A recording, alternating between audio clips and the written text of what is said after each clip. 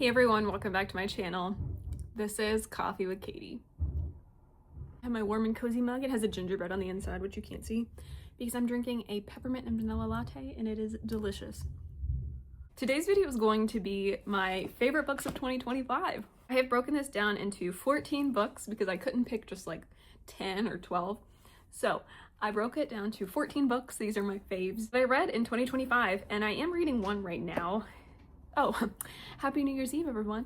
I am reading one right now that actually is really, really good, but I'm not going to include it in my favorites. I'll obviously talk about it in my December and or January reading wrap up, but besides that one being kind of thematic and good, I'm not going to put it on this list thus far. These are the ones that stuck out to me that I've thought about that were different or I just really enjoyed, and I did break them down into categories. Obviously, a lot of them are going to be my 5-star reads, and then I have several in here of my 4.5-star reads.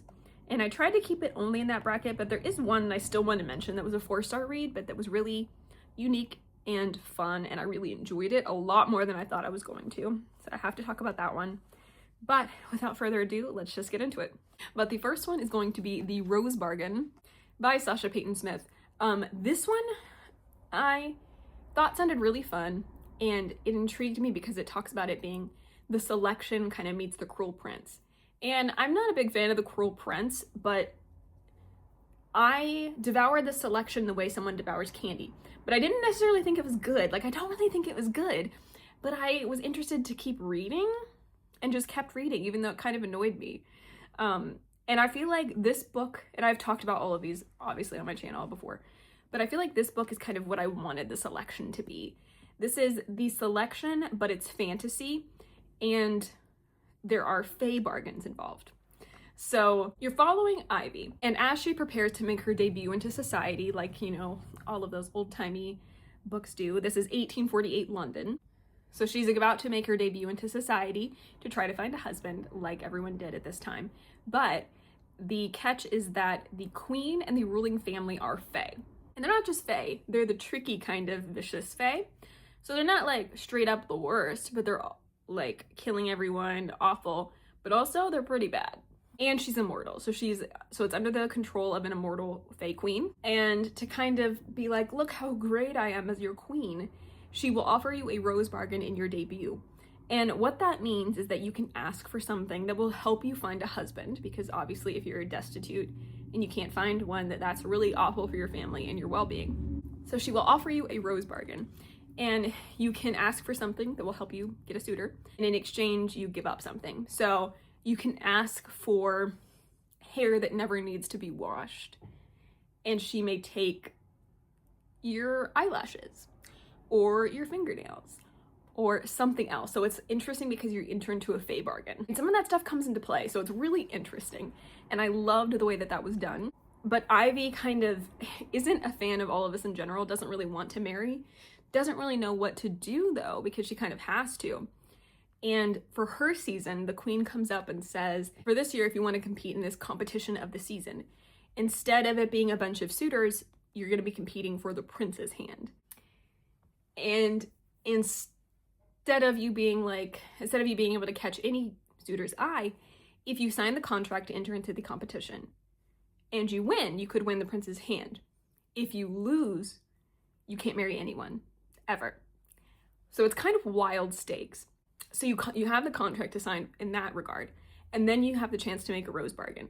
And just all of this combined makes it very dramatic and very interesting and very ruthless. And it also gets into why all of the girls that enter into the competition, well, a lot of them, it gets into why a lot of them entered the competition and what their reasons were. It was super good. I was blown away. I gave it 5 stars. As 7 of these books are 5 stars, but this is one of the 5-star reads. And it was just so good, and I loved it. It was very intriguing. The twist at the end, I think you can kind of see coming a little bit, but it was kind of crazy. And you're kind of like, whoa, whoa, whoa. It keeps you guessing. It's very sinister. You feel like the other shoe's about to drop all the time. Keeps you on the edge of your seat. And I just really enjoyed these aspects. I just really enjoyed that book. It was really, really good. Can't wait for the next one, The Thorn Queen. I think it's what it's called. I'm excited. I think I even messaged the author and was like, what does one have to do to get an arc of this? The next favorite 5-star read was Heir of Storms by Lauren Hamilton Murray. I've talked about this one as well, but this is a YA fantasy with elemental magic. I love elemental magic, but it's elemental magic and a competition.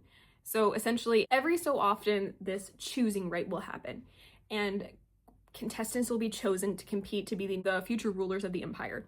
And they all have different elemental magic. So there's earth, fire, wind, air. And the main character, even though she's kind of born into like a fire type family, Blaze, she's actually a rain singer, and her brother Flint is a fire wielder. When she was born, her mother died, and the day she was born, she flooded the earth, and it was like this massive storm, flooded everything, killed a lot of people. And so she has this like stigma about her, and people really hate her. She's ostracized and outcast.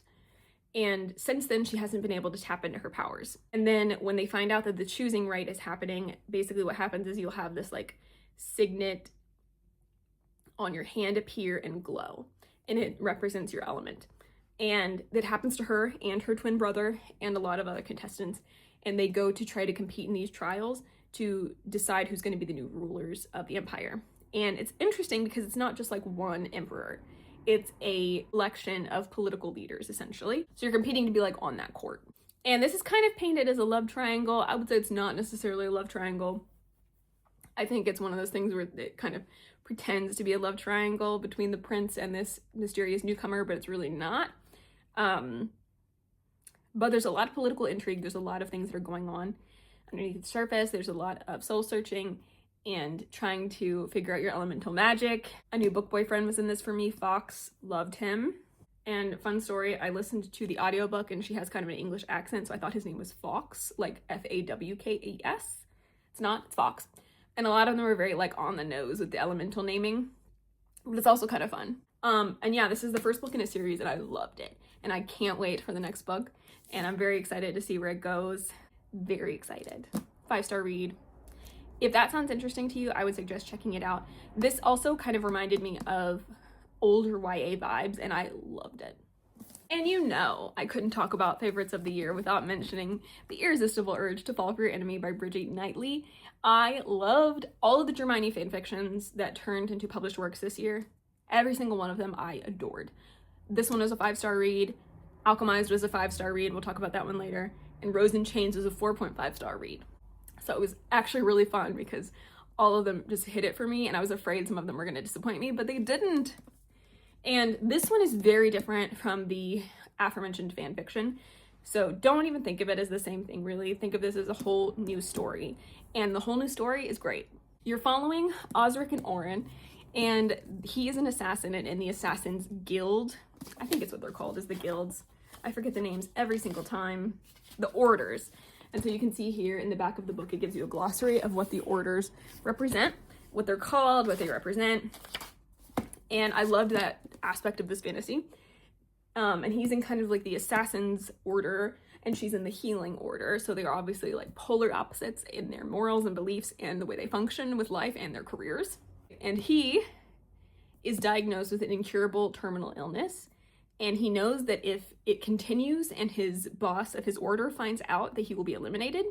So he goes to Oren, who they despise this order, by the way. So they will never, they're enemies. They don't want to work together. They will never help each other. He goes to her and tries to blackmail her to helping him, to help cure him. And she essentially says, you know what, this isn't really curable.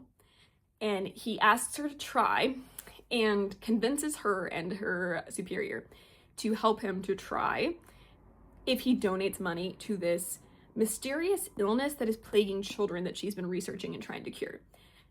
So it's like reemerging and she's trying to fix. So it's an interesting dynamic. So he donates a bunch of money into her research so she can help these kids.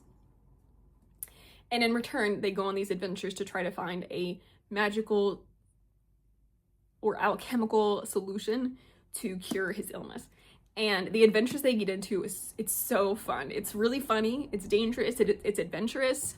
The banter between them is hilarious. The thought patterns of Osric is amazing. You get both of the characters' POVs, and it's just so fun. And this is the book 1 in the Dearly Beloved duology. So there's only one more book, and it comes out soon. It comes out in like June, July. And this was so fun. It says the best love stories begin with hate at first sight. And this isn't actual enemies to lovers, but they're kind of also reluctant allies. It's just so funny. Like, reading each POV, hilarious. I love the humor aspects. I love the dynamics. I love having to work together. I love the adventures they go on. Just so fun. So if you love how that sounds, I would seriously give it a shot. It's not going to be high fantasy by any means, but there's a lot of magical elements and there's a lot of orders, and it's very interesting. And I loved it. And you should read it. 5 stars, Avi. This one I wasn't expecting to be on this list, / wasn't expecting to love it as much when I read it as I did. And that is First Time Caller by B.K. Borison. This is a contemporary romance about a guy that runs this radio show. And he's kind of become numb and apathetic to love and things like that. And he runs this dating show called Heartstrings, where he tries to get people to call in for dating advice and tries to like help them out. But he's becoming kind of jaded, and until this teenage girl calls in regarding her mother. Her mother's in her like 30s, late 20s, early 30s, and had her daughter when she was a teenager. And the daughter thinks that she's unhappy and lonely and wants her to find somebody. And the teenage daughter ends up talking to him on this radio show, and it goes viral. And the mom gets roped into this whole situation. And his boss, the radio show's boss, is like, you have to capitalize on this and you have to invite her on the show and help her find dates. And so they do that, and the whole dynamic is really fun. It's really interesting. I love the way it was written. B.K. Borison's writing has, I read Love Light Farms and really liked it, but this is where it kind of like really opened up for me. And then I read Ghosted in December, also really interesting and good. But I loved this one particularly because of the family dynamics of this. I feel like all of the characters you really like, even if they're not even on page or mentioned that often. I feel like she did a really great job of writing the characters and bringing them to life, giving them their own personalities, and you like all of them. I really enjoyed this one. And the second one comes out in February, but it says a hopeless romantic meets a demoralized radio host in this cozy, sleepless in Seattle inspired love story. Super good, loved it. She's a mechanic also, like a really fun character to write, and I loved getting that perspective. And it just ended up being really good and funny. I loved it, 5 stars. And then a book that I absolutely fell in love with and kept saying to myself, how is this book so good, when I picked it up on an absolute whim, was Silver Cloak by L.K. Stephen. This book is amazing. It's insane. Like, when I tell you a whim, I was literally like on my Libby app. I was gonna listen to an audiobook on the road, and the day before I saw this pop up, I like put a hold on it because I was like, I'm kind of curious about it. I've heard it's coming out. It sounds kind of interesting. And it came up for me to borrow it, and so I ended up borrowing it. And I was like, maybe I'll get to it, you know? And then I was on a road trip, driving a few hours, and I was like, this would be a great time to read an audiobook, but I didn't have service. So the only one that was downloaded on my phone was this one. So I started it. Best decision ever. Oh my gosh, it was so good. I remember the opening scene, like in the past, was intention grabbing. It was intense. It was amazing. And I just remember thinking, oh my gosh, this is so good. This is so good. And I was afraid it was going to get bad. I was afraid like the beginning was going to happen and then it was going to like lull, and it kind of does for a moment, but then it picks right back up, and it's just so intense and amazing. Heartbreaking and so good. Yeah, so the little like synopsis says, set in a world where magic is fueled by pleasure and pain, an obsessive detective infiltrates a brutal gang of dark mages, knowing that one wrong move will get her killed. You're following Saf, who is trying to become a Silver Cloak, which is like the police force detectives of this fantasy realm. And she's trying to become that, but she has a dark secret about magic that no one else has. And so she keeps it a secret for that reason, because she's an anomaly. And she's competing to be the Silver Cloak, and then there's like one test to become a Silver Cloak and something goes wrong. And her like lead commanding officer tells her that she is going to be put on this mission. And this mission is to infiltrate the Blood Moons, which is this dark gang of mages, this like rival syndicate, mafia kind of syndicate in the underground criminal world. And she's going to infiltrate them and swear her loyalty to them, try to get inside information so that the Silver Cloaks can take them down. I've said this before, but if you like the intricate spell work of Harry Potter with wand magic and spells and that kind of intricate wording and spell work and those types of things, and you like detective stories, pick it up. It's amazing. I can't stress enough how amazing it is. You get to know the son of the leader of the Blood Moons, Levin. He's my favorite. He's amazing. This whole book's amazing, but his character development, the way he's written, the way he's powerful, like, he's ruthless and brutal and it's so good. It's so good. It's also heartbreaking because there's just betrayal, and you know that the whole time she's just digging herself a hole on both sides. She makes stupid choices. He makes stupid choices. Things unravel. Things are fixed. Oh. The magic system is fueled by pleasure and pain. So say you're in a battle and you really need more magic, you need more energy to use some magic, and you're not drained, you can cut your palm open and the pain will spike your power level in the same way that pleasure will. So a lot of the houses, they mention this in the beginning of the book, like a lot of the houses will burn scented candles because that pleasure will continually refill your like well of magic. Whereas if you're in a dire situation, you can use pain as a fast acting result.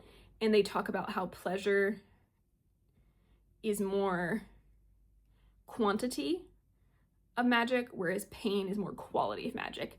So the whole thing is just, the system is interesting, it's intricate, it's well thought out, and this is the first book in a series as well, so I didn't know that going into it, and so I have to find out what happens. The cliffhanger is insane, and so I'm like on pins and needles to continue this series. But this is I've never read this author before, and this was an insane introduction. It is amazing. I immediately made John read it and hounded him until he did, and he read it and he was like, how is this book so good? And I was like, that's exactly what I said the whole time I was reading. So if you haven't, please let me implore you to read this. I'm begging you. I've talked about this as an underrated book. You have to read it. And I know you're going to sit there and you're probably going to be skeptical about it, but stop being skeptical about it because it's so good. It's so good. So, Silver Cloak, for sure. And then, of course, Alchemized by Senlin Yu. Silver Cloak's 5 stars. This is 5 stars. This was manacled in the fanfiction world. This is the most intense, beautifully heartbreaking, tragic, amazing book. Much like the fanfiction was. The fanfiction kind of rewrote my brain chemistry, and this one did as well, but it's different. Things in the story, the plot points are changed and they're different. This one has a lot more to do with alchemy magic and necromancy. So the big bad in this world, Morrow, is the high necromancer, and he's basically dead, and he keeps people alive, and they're his like immortal necromancers, and they can't die. They'll regenerate, they'll heal, they'll never die because they're tied to him. And they have necromancers, and they just have these awful things, like there's necrothals, which are like these creatures that are reanimated. There's a lot of intricate things in the magic and in the world, and I think that's why this is hard for some people or intimidates some people, because it's, if you're not used to a lot of high fantasy elements and you read more, not that romantasy is always not high fantasy elements, but like this is a lot of world building. There's a lot of themes and a lot of world building and a lot of magic, and there's not really a glossary. So it's kind of a lot thrown at you or given to you over time. And I think that's why some people have trouble with it or are intimidated by it, and that's totally fair. I can kind of just be like, whoop, let's just absorb what I can. A lot of elements to this. And on the evil side, it's absolutely terrifying.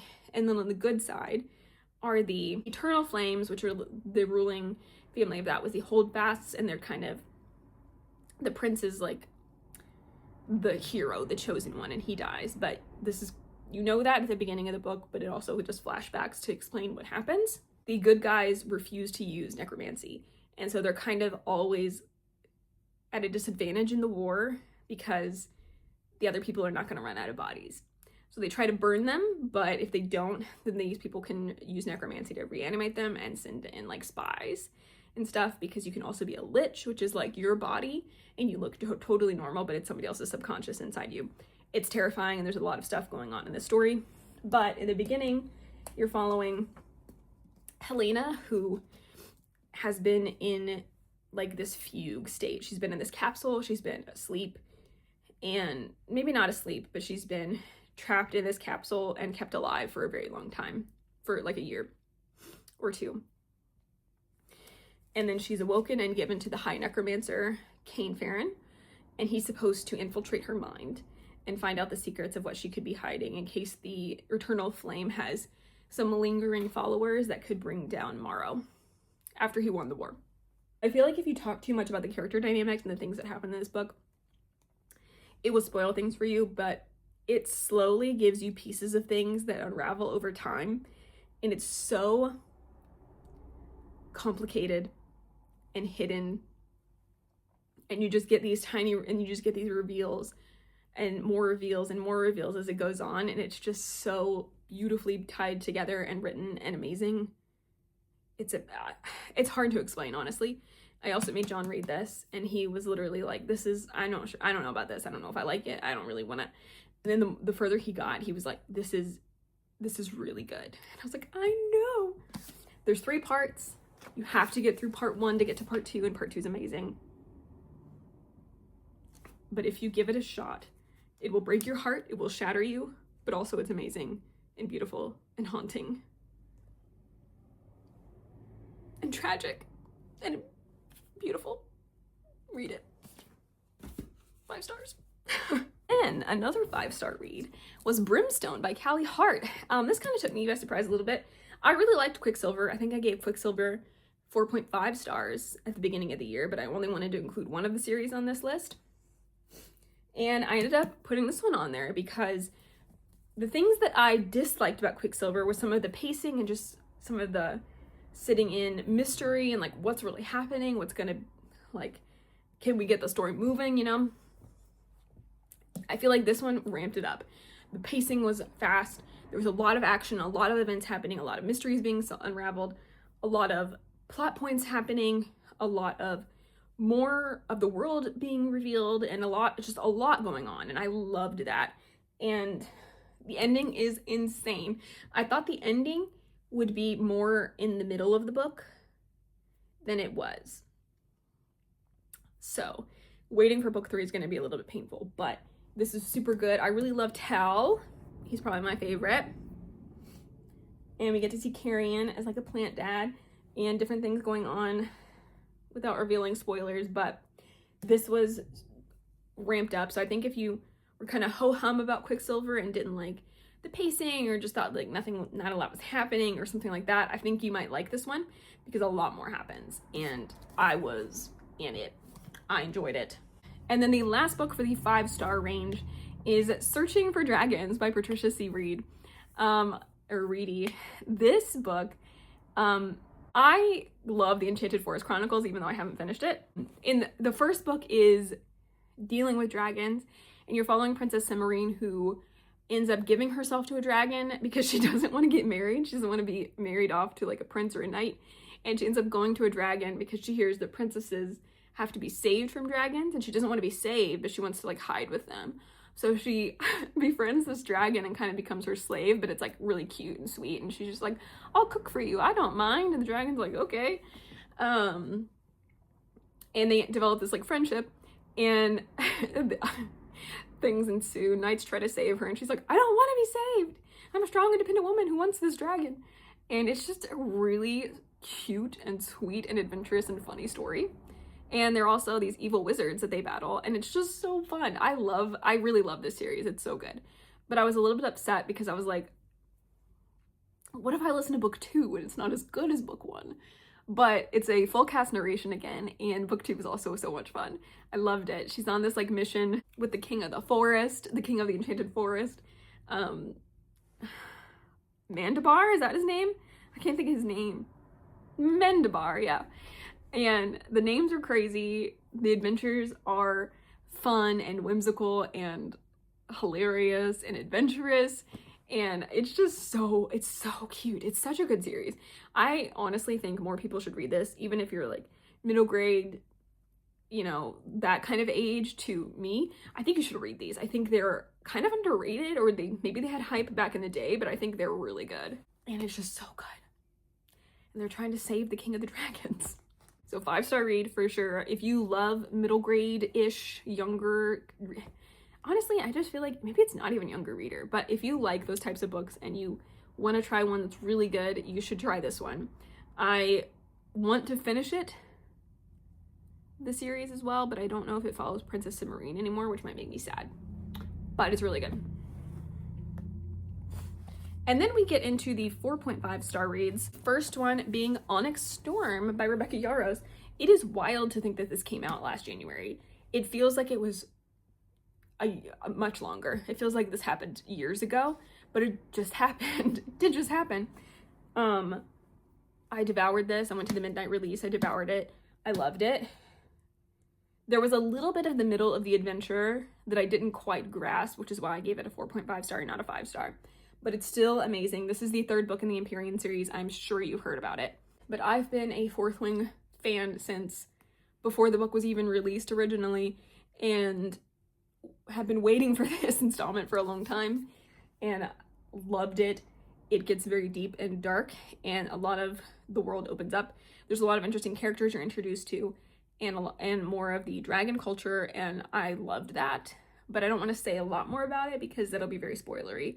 But the cliffhanger and the ending is crazy. I'm curious to see how this is all going to resolve in the end, but I'm also scared. Another one that I read and loved that I don't have a physical copy of yet is Anathema by Carrie Lake. This is a fantasy. It's like a gothic horror fantasy. It's a lot of gothic vibes, but this definitely leans a lot more into horror than other books that I've read. And it made it stand out, and it made it unique, and it made it really interesting. But there's also several elements of it that were very creepy. In this one, you're following Maeve, who she lives in this society that's very stifling and sheltered, and she's basically told she is a nuisance as a woman and a problem. And she may have magic that she's not aware of, and it causes problems for her. And in this society, magic is kind of seen, it's like a witch hunt. Like, you will be killed if you have it. And she's already like constantly under duress and attack because people just think that she's a troublemaker and causing problems and doesn't act right in this super strict conservative society. Find out something about her sister, and they're about to sacrifice her and her sister because of her magic that is revealed when her sister is being sacrificed to the Eating Woods, which is this like magical wood that has creatures in it and monsters, and people that go in don't come out again. And they end up running into the Eating Woods. They're sacrificed, but they end up running into the Eating Woods to try to escape the society, but also the death that they're going to ensue upon them. And she ends up somehow getting into another magical world where she meets Zavander, who was actually sent to kill her, but he couldn't for some reason in her world. And they're kind of trying to navigate what it all means with her magic, why it interacted that way with his magic, and things kind of go from there. And her town is going to be in danger at some point because there's these ancient gods that play into the magic system a lot, that give people different abilities. And the whole thing is very interesting. I loved the magic system. I loved the dynamics with the characters. I loved the horror elements, even though they were terrifying. I liked how that made the magic and everything just very different in this fantasy. It made it really, really good. I loved it a lot. It was very attention grabbing. I really want to know what happens in Eldridge. But I listened to audiobooks, so I gotta wait for it to come out. Audiobook, I talked about this in my reading wrap up, but the audiobook narration on this also was amazing. It was a dual narration, but for all of the female voices, the female narrator did them, even if it was the male's perspective. So like Zavander's talking and he talks to his sister. His sister's response would be the female narrator. So I loved that. Very immersive. But there's a lot of really cool powers. Like Zavander has this kind of like shadow magic, but he's also stealthy, and he has this familiar kind of, it's a scorpion, so he's got tattoos, and he can call forth this scorpion, which is like part of his magic specifically, and the scorpion will emerge, and it can come out of his tattoo, or it can just appear, and it can be big, it can be small. He can use it to attack people, kill people, and a lot of the characters have some type of magic like that, but Zavander's is a scorpion, so it's really cool. I loved how they did the magic. I loved how she did the magic system.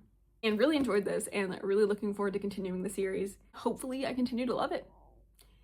But it is, I know I started this late, so, and then Eldritch audiobook comes out in like March. So I don't know how long I'll have to wait until the next book comes out, but hopefully it's worth it. And then the last kind of Hermione fanfiction turned published work is Rose in Chains by Julie Soto. This is also a 4.5 star read for me.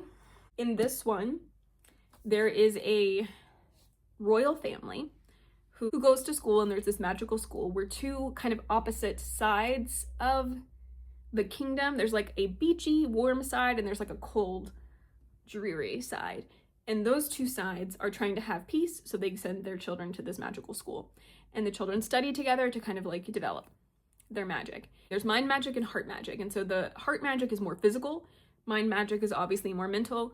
And the way it plays out is really interesting because it's like illusion versus brute force, or different aspects like that. You go to this school to develop these abilities. And this is a flashback situation where it's in present day, but it flashes back to the past and back and forth. And she is the princess. Her brother, the prince, is killed, which starts this war from this other like area in the kingdom.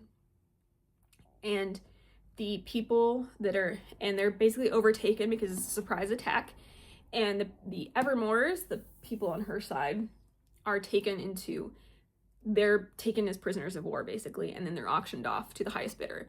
And she ends up getting auctioned off to Tovenhurst, who is this ruthless academic rival she had in school, but also like a bully, and he's part of the like cold land that's against hers, obviously, since her family lost the war and was captured.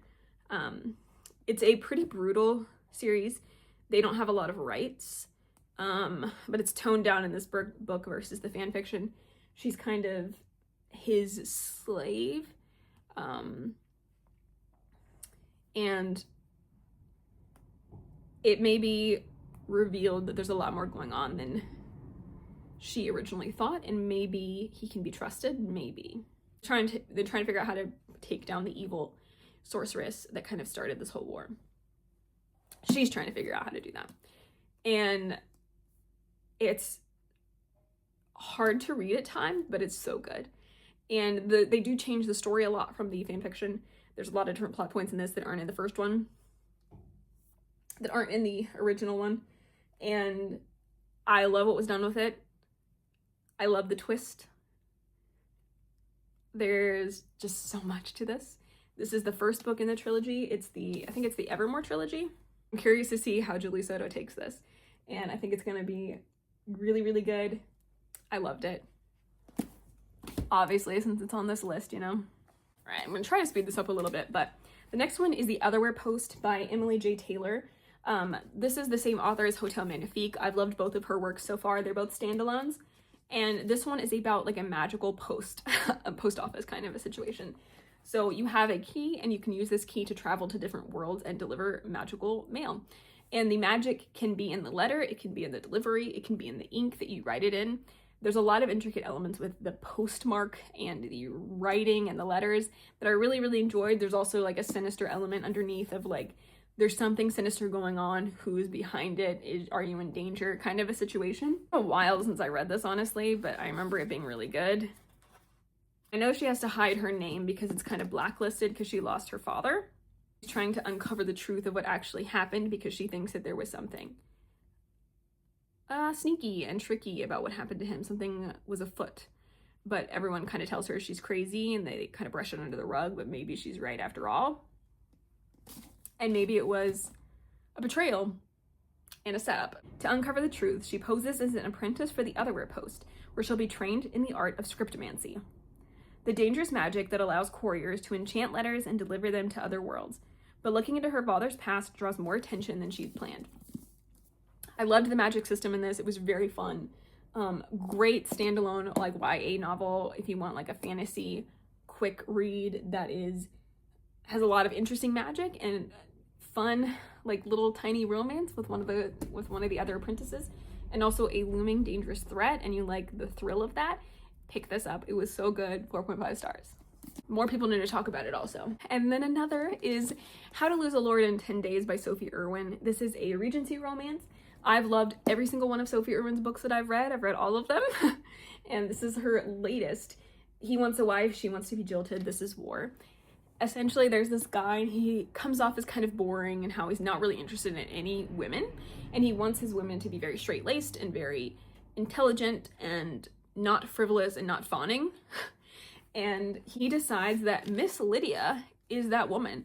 And so he kind of just like goes to her family's house and proposes in front of her parents. And she doesn't know what to say because in this society, what she's supposed to say, he's like rich and handsome and everyone wants him. And he's got a good standing in society. He's a lord. And her parents were like, you have to say yes, basically. And she's kind of put on the spot. And so she ends up accepting his proposal because she doesn't know what else to do.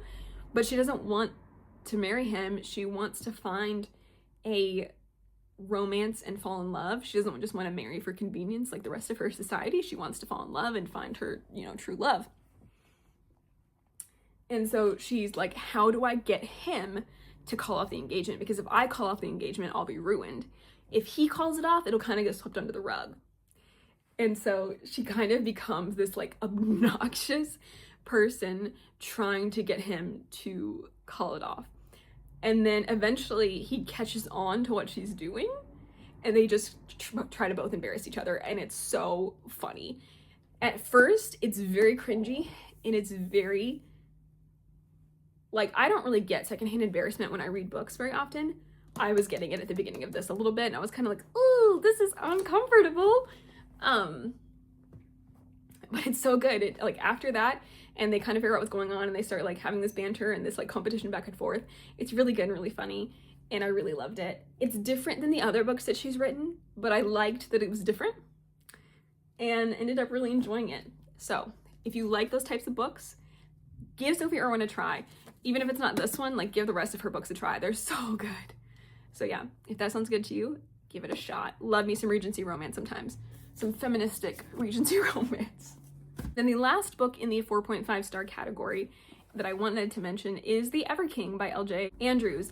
And of all of the books I could have put on this list, I didn't necessarily think of this one at first, but I wanted to include it because I did really like it and I thought it was kind of unique. Because we don't, well, I'm gonna say this as like just knowing that I haven't necessarily read a lot of them, and that doesn't mean they don't exist and it doesn't mean you haven't read millions of them. But I haven't really read a pirate fae novel. And I really liked it. I liked that it was seafaring. I liked that it was pirate ships. I liked that the ship was magical. I liked the magic system with the fae. There was a lot of this book that I thought was different and I really enjoyed about it. It's also duology and I need to finish it. But this is book 1 in the Ever Seas. The ending was awful. Cliffhanger, horrible. There's nothing that stopped me from picking up book 2. But here we are. It kind of reminded me of like Pirates of the Caribbean in a lot of ways. But essentially there's 2 kingdoms. There's the Ever Kingdom and the other one. And he is kind of like the seafaring, sea magic fae. And then his enemies is this girl in this story and her father, who are like the earth magic, floral green fae magic. I loved those 2 aspects of the magic and how they develop. But Eric, the main character in the story, that's the king, the Ever King, is out for vengeance to kill the main female character's father. Because in a war years ago, her father killed his father in this battle. And he blames the king, and he blames her father for it. And so he's been out for vengeance, but there's been this magical barrier around their island that prevents anyone from coming in. So they've been safe and they don't have to worry about it. And his kingdom has been suffering in the meantime. But then something happens and the barrier breaks and Eric comes and kidnaps the daughter. They're both adults. They're all like, adult fae.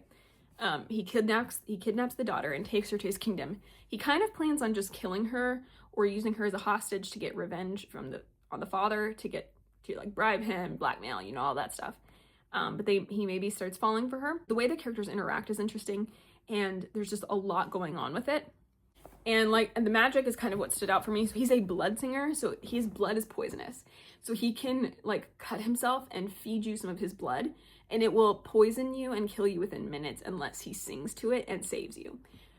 That's one part of the magic. And then there's like earth magic and kind of all this other sea magic, and I loved that, those aspects of it. That was super fun. The romance was good. I think I would have preferred it to be a little bit more slow burn, gone a little bit differently. But I liked that it was pirate and seafaring and, you know, kidnapping and blackmail, and you get to see his like band of miscreants and her kingdom as well. I just really liked it. I liked that it was different. It says, welcome to the passionate world of the Ever Kingdom, where pirates, sirens, and fae collide with Vikings in a dark fantasy romance between a villain and an innocent princess who holds his heart. And I like that kind of description of it, but that was different. It was piratey, Pirates of the Caribbean-esque, with some elemental magic, with some betrayal, with some secrets, and maybe what you have been holding on to this whole time to fuel your vengeance and your hatred ends up not being true about the other person.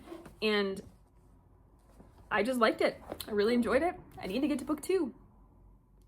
And then the last book I want to talk about today that was a 4-star read is Phantasma by Kaylee Smith. The reason I want to talk about this one, as I kind of mentioned at the beginning of the video, where this is the only 4-star book that I'm talking about, is because it was really different and I really enjoyed it. This also leaned a lot more horror than I usually delve into, but I would say it's a lot less horror than Anathema. And this is like if you took Caraval, made it even more magical, made it deadly, as in actually deadly, spooky, really, really scary, and you're playing for a wish. That's what Phantasma is. So it's kind of like an adult, dark, horror adjacent version of Caraval. And when I read that, that's what made me want to read it. I was like, that describing it that way and like me clicking that into place as a person that loves Caraval, I was like, that's perfect for me. So I was really excited, but then I was kind of like trying to tamper my expectations because I was afraid that it was gonna really disappoint me. And I was like, you know what? Maybe I won't like it that much, but I think it'll be a fun time. I really liked it. I liked it more than I thought I was going to at that point. And I liked the games a lot. I got a book boyfriend out of it as well. You're following Ophelia, who's, I think it's a Grimm. Is that what they're called? It doesn't say in the synopsis. I'm pretty sure she's called a Grimm, and essentially she inherited her mother's magic on the day that she died, which was not long before this book starts. She can do kind of witch magic, and I think she can talk to ghosts. I can't remember everything about it right now, but it also manifests in her eyes. Her eyes are like eerily ice blue, so like the type of light blue that's really spooky. That's what her eyes look like since she inherited her mother's magic. And this mysterious building comes up overnight, this hotel, haunted mansion, Phantasma, comes up overnight, and it's a competition, and you can enter the competition and the winner gets a wish. Literally it says, Phantasma is a maze of twisting corridors and lavish ballrooms of demons and temptations. And so this comes about, she's not gonna even mess with it, but then she finds out her younger sister enters this competition and has disappeared and is in Phantasma. So Ophelia, not knowing what to do and needing to save her younger sister, she enters the competition and she has to win to save her sister. Or at least to figure out what's going on, you know? So she enters into this competition, ends up meeting a mysterious stranger who may offer to help her, and continually talks about how dangerous this game is and how she needs to listen to him to make it out alive. And she has to enter 9 challenges, and they're all terrifying and spooky and thrilling, and you're kind of like, is she gonna survive? How is she gonna survive? People die in the competition. It's really scary. People are like cutthroat about it. There's things that also happen in the mansion that are creepy, like ghosts and demons that will come to like torture you, haunt you. Blood will drip from the ceiling. Like it is kind of spooky. But because of that and the adult Caraval aspect of it, I really enjoyed it. It kind of set it apart for me. And and it's called the Wicked Games series. It's spicy. It's a little bit more spicy than I think I would have preferred, but I like the dangerous elements. I like the spooky elements. I liked the competition. So all of those things were kind of wins for me and set it apart as being more unique. And so I felt I would be remiss if I did not mention it in my favorites of 2025. This was a super long video, but those are my favorite books of 2025 that I've been ranting about for too long. I would love to know your favorite books of 2025, or if any of our favorites matched up. And here's to a fantastic reading year in 2026, hopefully. But for now, that is it for today's video. Please like this video if you liked it, subscribe if you want to, and I will see you next time. Stay safe and caffeinated. Bye.